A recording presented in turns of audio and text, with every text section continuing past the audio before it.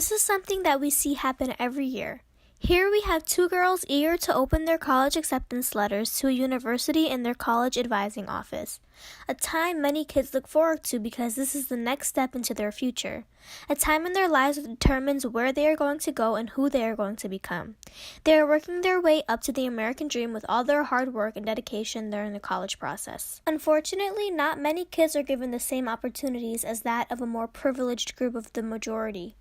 Students from a low-income, traditionally disadvantaged background aren't given as many opportunities in their earlier stages of life and are usually not as prepared to apply to college as kids from a more wealthier walk of life. This is where affirmative action comes into play. Here you can see the definition of affirmative action and what its purpose is.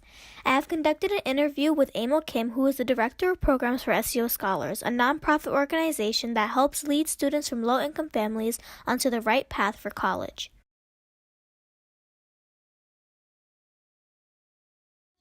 When you think of affirmative action, what automatically comes to your mind? Opportunity. Okay. Access to opportunity. Many people believe that affirmative action is another form of reverse discrimination.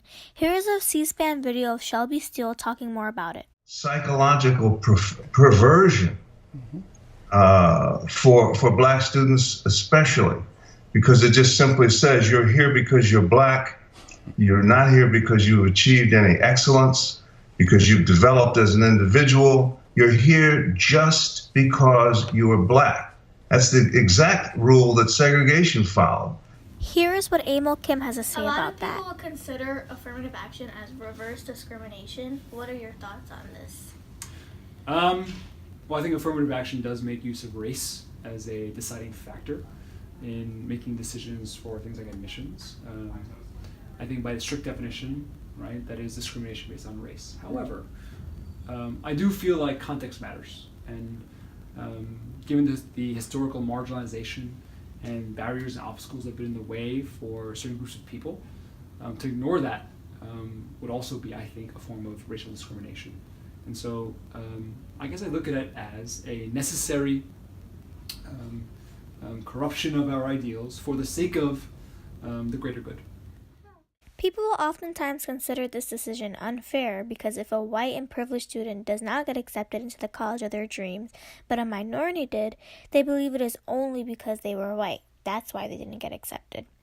This is how you see it in real life. Oh my god, our acceptance letters from Harvard are finally here. Oh my god, I'm so nervous. I've been waiting for this for such a long time. Are you ready to open them? Yeah, let's open them at the same time. 1, 2, 3. Oh my god, I got accepted to Harvard! I didn't get in. Oh my gosh, I'm so sorry. No, this is not fair. What is this? My grades are higher than yours, my SAT scores, my GPA, and I've worked way harder than you.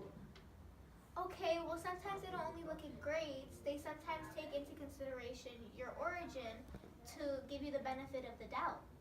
Both of my parents went to Harvard.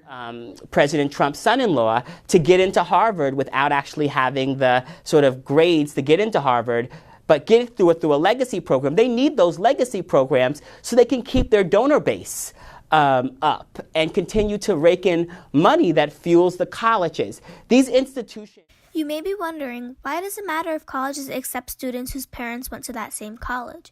Well, the reason why legacy admissions comes up so much when talking about affirmative action is because many people complain that affirmative action is unfair or racist towards whites, but legacy admissions also does the same thing, but towards minorities.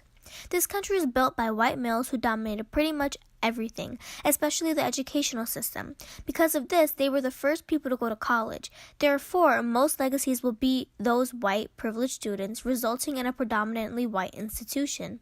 That is why affirmative action is needed to level the playing field, because most disadvantaged groups do not have family members that attended college, so that needs to be taken into consideration when seeing their lower grades or when reviewing their personal statements. If legacies are allowed, then so is affirmative action. Enrollment among Black and Hispanic students since 2008 is up by more than 1 million. So this administration and this president